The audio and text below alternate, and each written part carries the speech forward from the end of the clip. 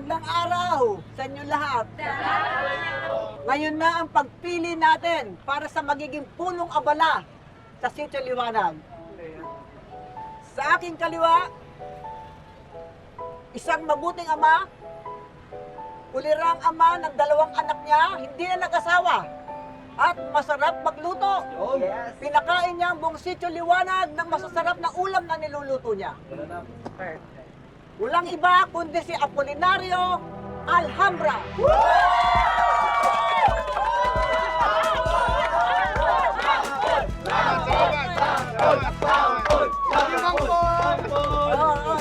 Okay, alam niyo na, kilala niyo na. At ngayon naman, sa aking kanan, si Dolor.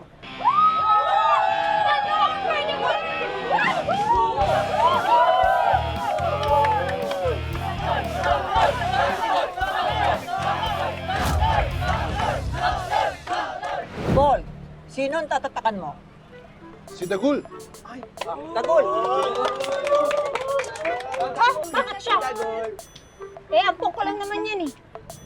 At saka hindi naman totoo na talagang taga dito yan sa Sitio Liwanag. Ay, Ma, you forgotten? Isa siya sa sumunog dito sa atin. Dolor, pinagbayaran na ng mga bata ang ibinibintang ninyo sa kanila. At isa pa, dito lumaki si Dagul sa Sitio Liwanag, kaya anak na siya ng Sitio Liwanag. At hindi lang naman yan ang unang pagkakataon na naglimbag tayo ng batang inarugan na taga-Riles. Ginawa na natin yan noon, hindi ba? Kay Rendon. Okay, Pines. Pero wala pa rin panama yung pinili nyo sa tatatakan ko. Si Jules. Huh. Huh. Ladies and gentlemen, please welcome my sons, Jules Moreno!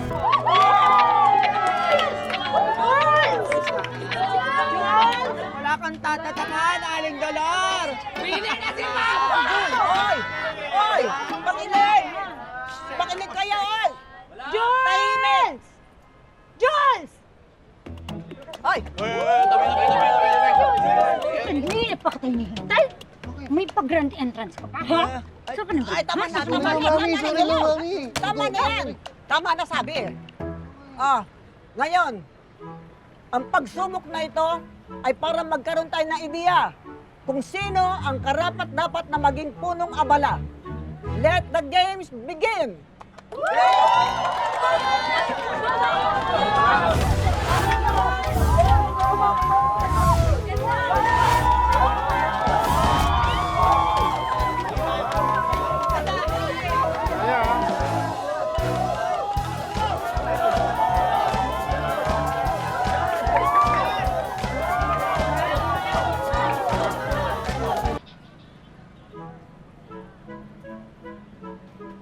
Maayos.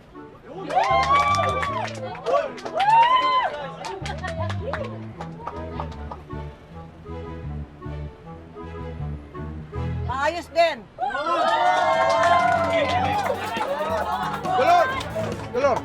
Sarap yung bibig mo. Baka pumasok lang ako.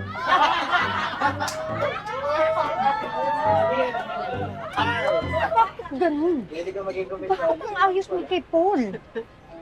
Marunong ba talaga mag-drawing yan? Naku, ha? Baka mamaya, dinadaya tayo nito ni Imahana. Naku ba, mas maganda yung sa'yo, no? Di ba maganda? Di ba? Matas! Dagul, di ba maganda? Oh. Sinabi ko kasi nga, kumuha ako ng fine arts nung college ako bago ako lumipat ng criminology. Kahit na maganda yung gawa mo, mas maganda pa rin ang saa. Bakit? Ano? Tahimik, tahimik. Tahimik muna, makinig kayo. Hindi lang sa ganda ng paglilimbag ang basihan ng pagpili. Kung hindi, kung ano ang mangyayari sa itinatak sa mga susunod na araw. Teka po, ano po ibig sabihin nun? Makinig kayo. May paniniwala ang mga ninuno natin na kung tapat ka sa iyong ginawa, magiging malinis at madali ang paggaling nito. Hindi panalo si Mang Paul. Sandali lang. Pero, kung hindi ka naging tapat sa ginawa mo, magiging mabagal ang paggaling nito at maaari pa magdulot ng infeksyon. Naku! Eh, may ganyan palang paandar pa eh. Oo. Wala palang makukuranahan ngayon. Eh, di umuwi na lang tayo. Wala na. Ang dami na kasi paandar. Umuwi na tayo. Umuwi na. Umuwi na.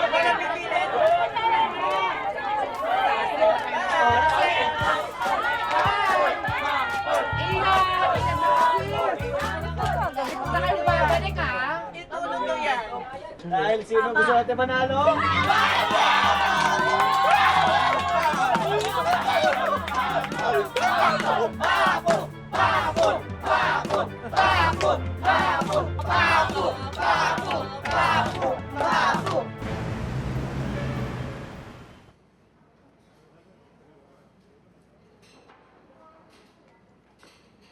Nasaan na sila? Relax, Mr. Fang. They will be here anytime, okay? There we go.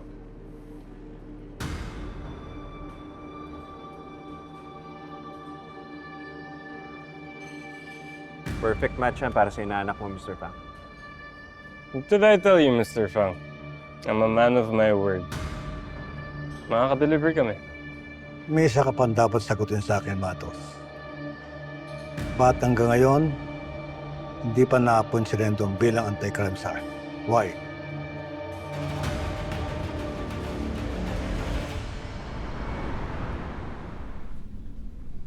Mayor, huwag tumatagal umiiksi ang panahon ng kapatid mo. Alam mo, sa tingin ko, kailangan niya na ng bagong kidney. We have connections, Mayor. We can put her at the top of the donor list.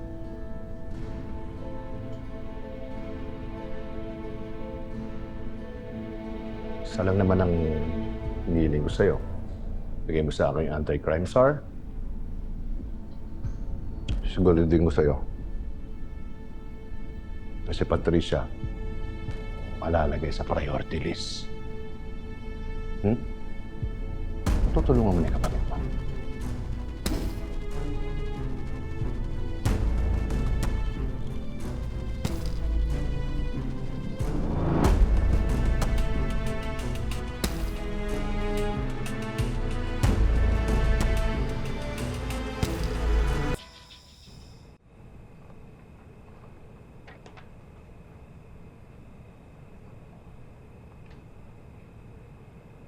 Chelsea, Yes, Yaya.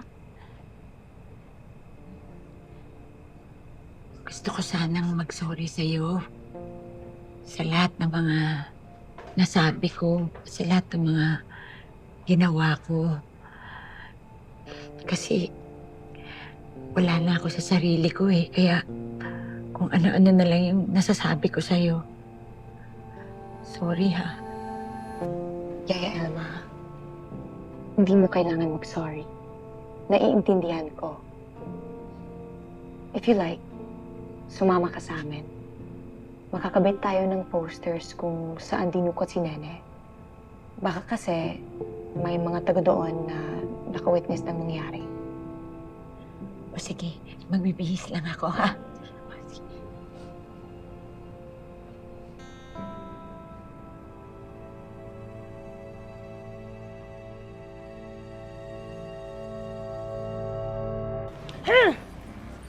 Naiinis ako dito kanahin mahana alpol.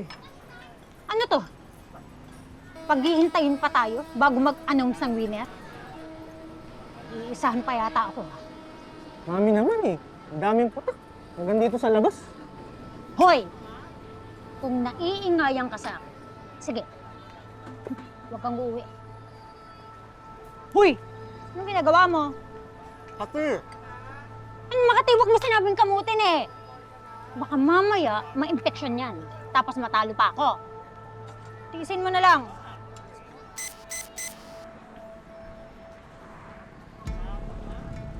Boy, timbrehan mo ulit yung mga seros. Kailangan natin umalis.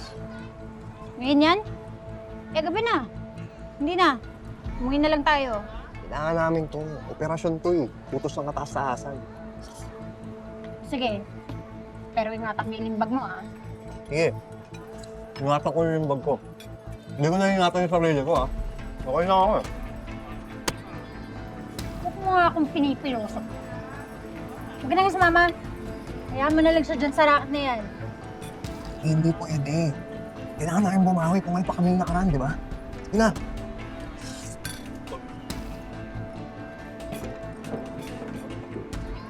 Tama namin.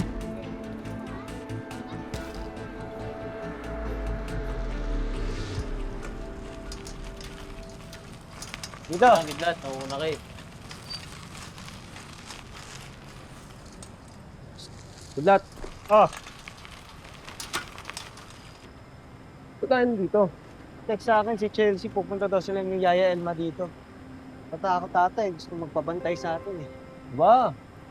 Bodyguard ka na pala ngayon. Nakaulo.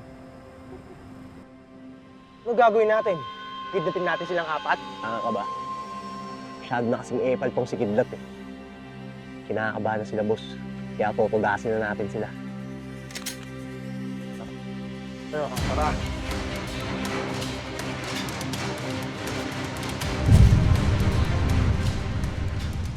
Hoy, tumawag kayo ng pulis! Kidnapper to! Tulungan niyo! Good job, Doc. I'm sure may liligtas mo yung inanak ko. And for that, is your bonus. Nene! Ate Chelsea! Nene! Nene! Pag nakatapos ako, kakaroon ako ng magandang trabaho, magandang bahay. Ang kotse na to, kakaroon ako nito. Get your filthy hands off my car. I know you don't, Kaibigan mo si Kidlat? Nakakaawa talaga yung mga taong may mental health illness, Napabayaan na lang. Kaya ito advocacy ko eh. Yung tumulong sa mga taong nangangailangan katulad nila. Nabiktima ho kasi siya ng kidnapping yung mga mahal niya sa buhay. Alam niyo ho yun, di ba? Ano ba yung tanong mo? Na involved ako?